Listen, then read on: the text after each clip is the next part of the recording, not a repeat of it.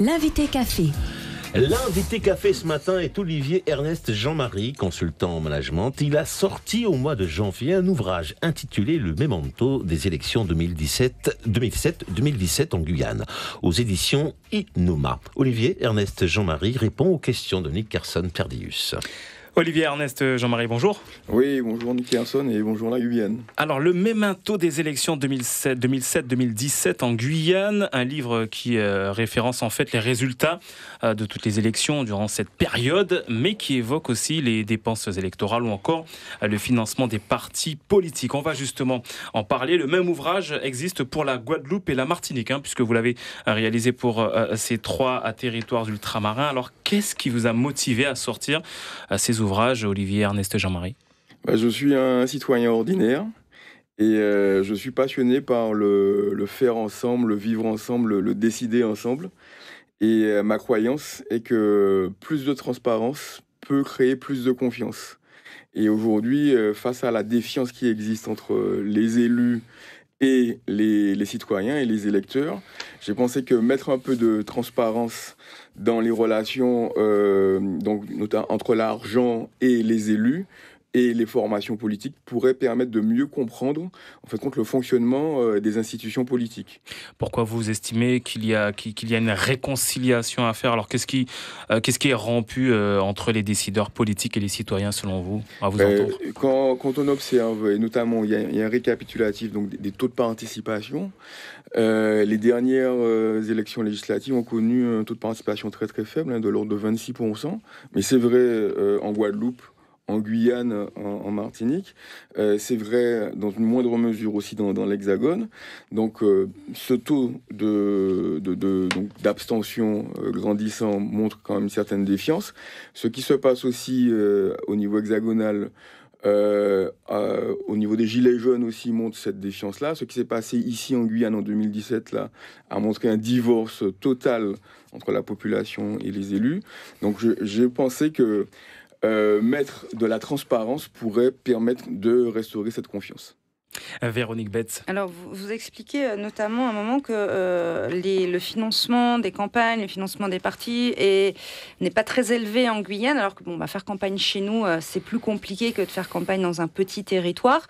Est-ce que ce manque de moyens peut ou pas expliquer une partie du désintérêt de la population pour la chose politique et les élections?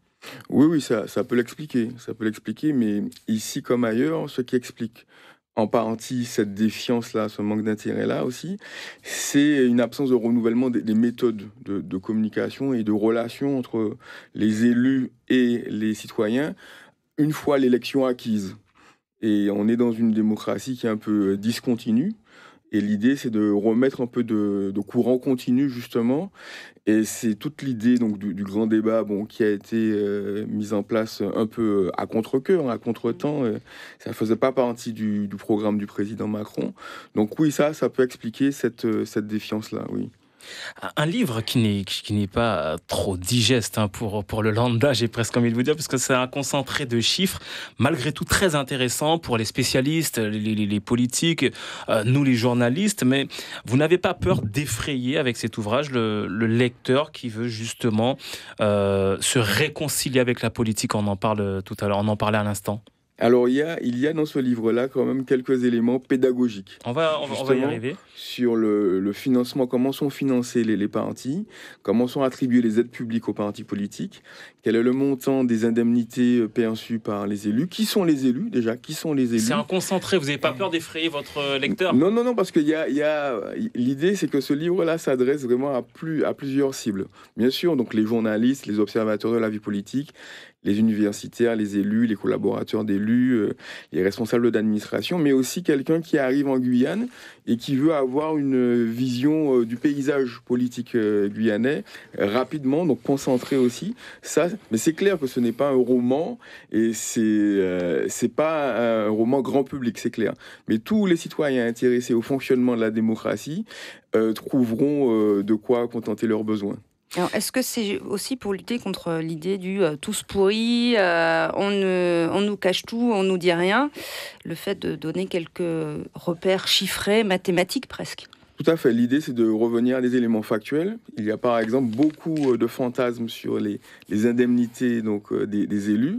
Et vous allez voir que les indemnités donc, des maires ou des conseillers municipaux, c'est pas grand-chose pour, en contrepartie du temps passé, de l'énergie déployée par ces gens qui sont dévoués à l'intérêt général. Donc oui, c'est pour renouer un peu aussi les fils du dialogue et pour inciter aussi les élus, le personnel politique à un peu mieux communiquer et à ne pas avoir de complexe à communiquer sur, par exemple, les questions de financement de partis politiques. Je prends un exemple.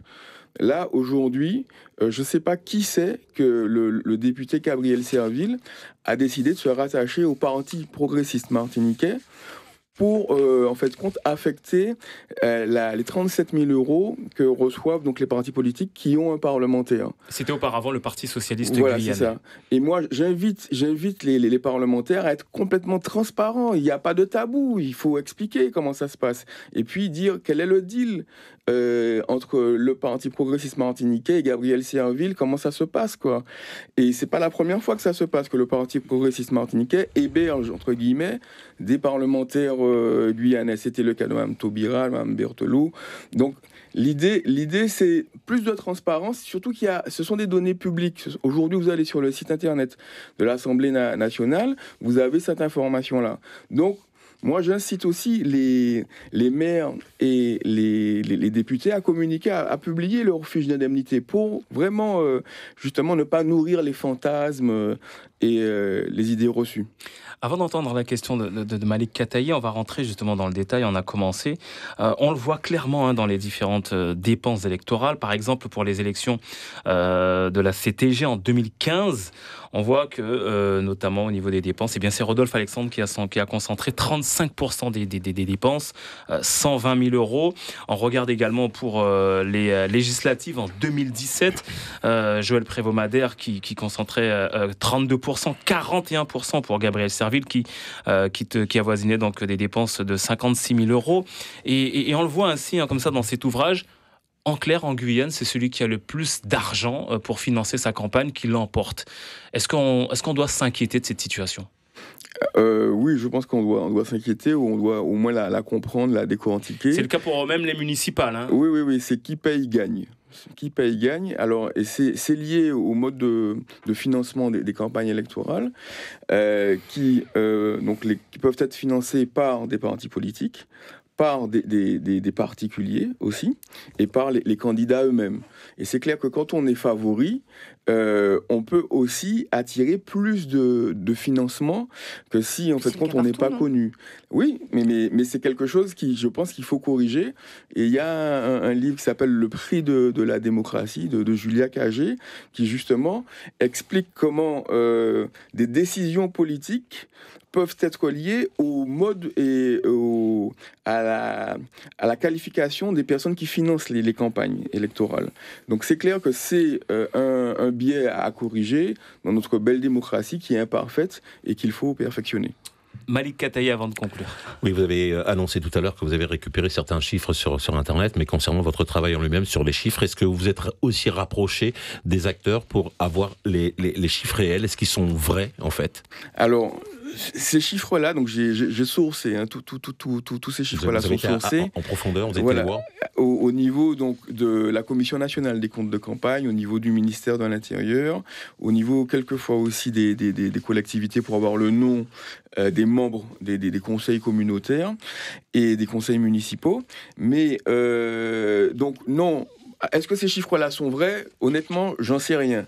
Ce sont des chiffres officiels, c'est du déclaratif, c'est contrôlé par la Commission nationale des comptes de campagne et de la vie politique en France.